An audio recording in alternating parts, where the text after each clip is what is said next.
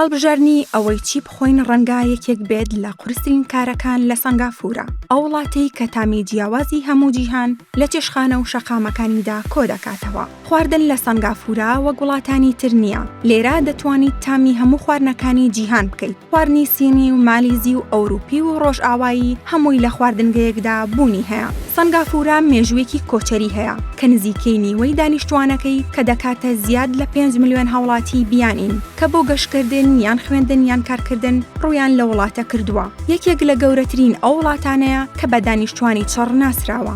سنگافورە بەوا بەناوبانگە کە خواردنگەی زۆری تێدایە و خواردنەکانیشی هەمە جۆرن.